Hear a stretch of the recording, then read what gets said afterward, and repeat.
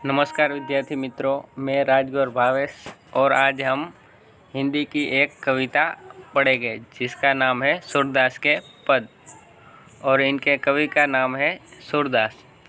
तो हम सूरदास जी का जीवन परिचय जानेंगे।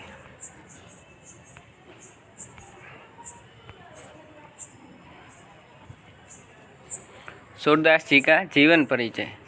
सूरदास का जन्म 1478 में हुआ था। उनके गांव का नाम रुनकता नामक गांव में हुआ था। उनके जन्म स्थल का नाम रुनकता था। यह गांव मथुरा आगरा मार्ग के किनारे स्थित है। कुछ विद्वानों का मत है कि सूर का जन्म सिही नामक गांव में एक निर्धन शाश्वत ब्राह्मण परिवार में हुआ था। तो कुछ लोग मानते हैं कि सूरदास जी का जन्म रुनकता में हुआ था, लेकिन कुछ लोगों का ये मानना है कि उनका जन्म सिही नामक गांव में हुआ था और वे एक ब्राह्मण परिवार में। उनकी लोग आज भी चर्चा करते हैं। मथुरा के बीच गऊ घाट पर आकर रहने लगे। वो मथुरा आके रहने लगे थे। सूरदास के पिता रामदास गायक थे। उनके पिताजी जो थे वो गायक थे। सूरदास के जन्मांध होने के विषय में मतभेद है। जन्मांध यानी कि जन्म से अंधे थे या जन्म के बाद अंधे हुए। प्रारंभ में सूरदास आगरा के समीप गऊ घाट पर रहते थे। प्रारंभ में वो आगरा के समीप गऊ घाट जो है वहीं पे रहते थे।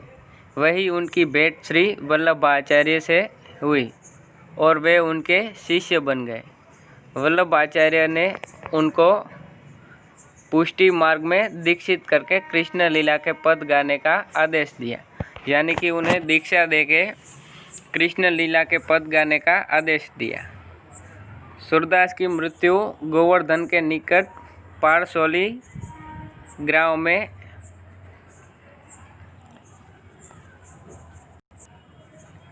1584 में हुई थी। सूरदास जन्मांध थे, यानी कि प्रश्नार्थ चिन्ह है। वो जन्मांध थे या नहीं वो हमें जानना है।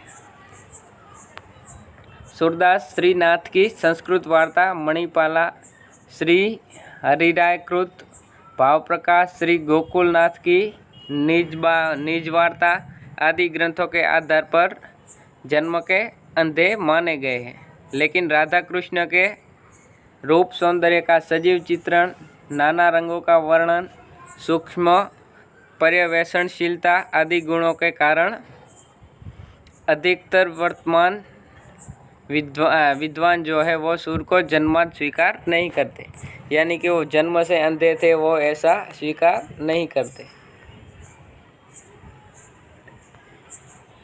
उनकी रचनाएं हम देखेंगे तो सूरदास जी द्वारा लिखित 5 ग्रंथ बताए जाते हैं।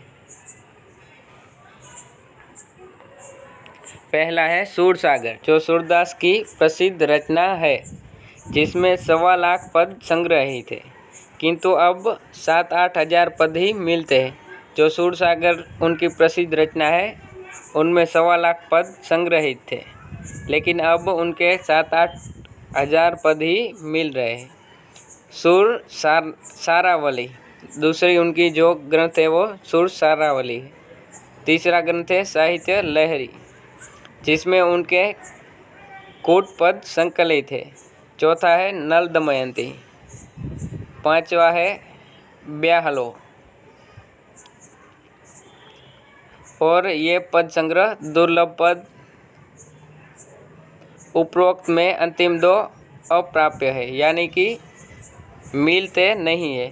जो ब्याहलो और पद संग्रह दुर्लभ पद है वो पद संग्रह है, यानी कि कविताओं का ग्रंथ है।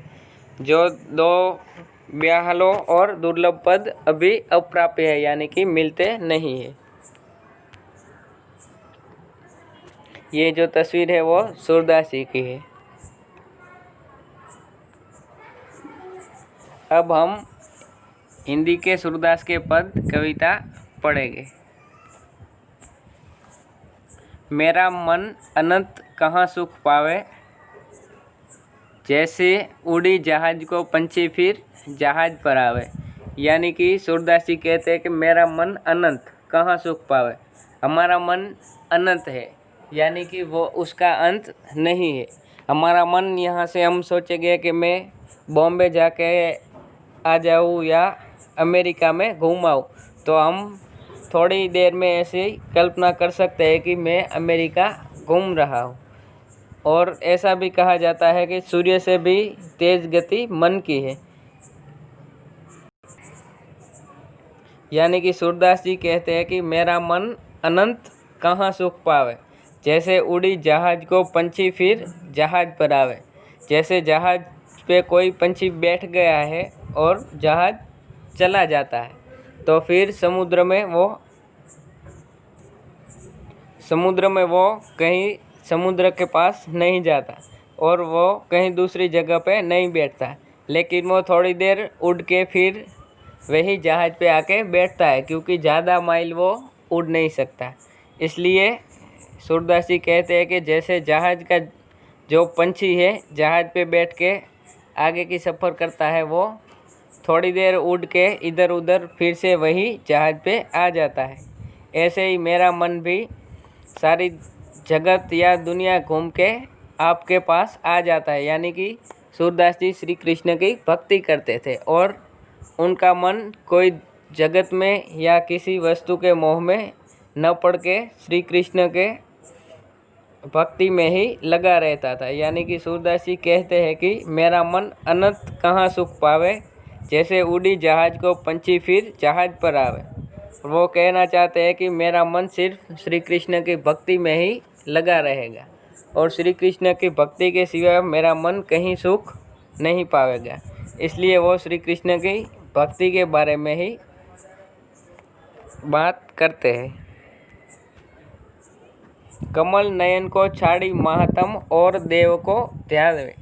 यानी कि कमल नयन श्री कृष्ण के जो नयन है, नयन को उपमा दी गई है कमल की। यानी कि श्री कृष्ण के जो नयन है, आंखें हैं, उनको सूरदास जी ने कमल कहा है।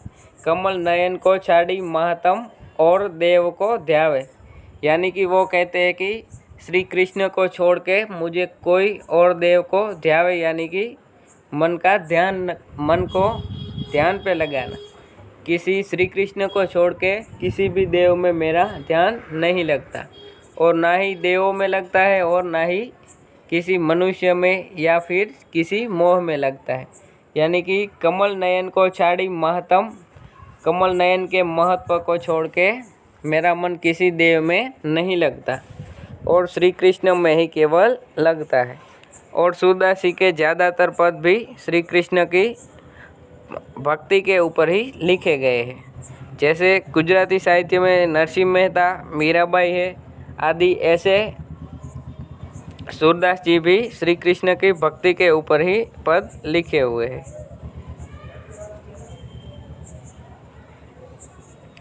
परम गंगा को छाड़ी प्यासो दुर्मति कूप खनावे। यानी कि जो प्यासा व्यक्ति है वो गंगा के किनारे वो न रहते हुए गंगा का पानी, गंगा जल हमारे में बहुत अच्छा माना जाता है। और गंगा जल की जो मृत्यु किसी की होती है तो भी उनके मुंह में डालते हैं। जो कभी जिसने गंगा जल नहीं चखा या फिर गंगा में नहाने नहीं गया, तो वो कवि कहते हैं कि परम गंगा को छाड़ी। परम गंगा यानी कि वो कहना चाहते हैं कि श्री कृष्ण की भक्ति को छोड़ के दूरमति कूप खनावे। यानी कि दूरमति जो हमारी मति है वो गलत होकर कूप खनावे, यानी कि शरबत या किसी दूसरी चीज़ें गंगा के पानी से बेहतर मान के जो लोग पीते हैं, उसी तरह परम गंगा यानी कि कृष्ण की भक्ति को छोड़कर हम जगत के जो मोह में, माया में पड़े रहते हैं। तो इस तरह सूरदास जी कहना चाहते हैं कि जैसे कोई दूरमति यानी कि बुद्धिहीन व्यक्ति गंगा को छोड़ के जो कूप खनावे, जो शरबत को पीने की आश रखता है, ऐसे ही जो लोग दूरमति है वो लोग श्री कृष्ण की भक्ति को छोड़ के, भगवान को छोड़ के वो इंसानों में पड़े रहते हैं।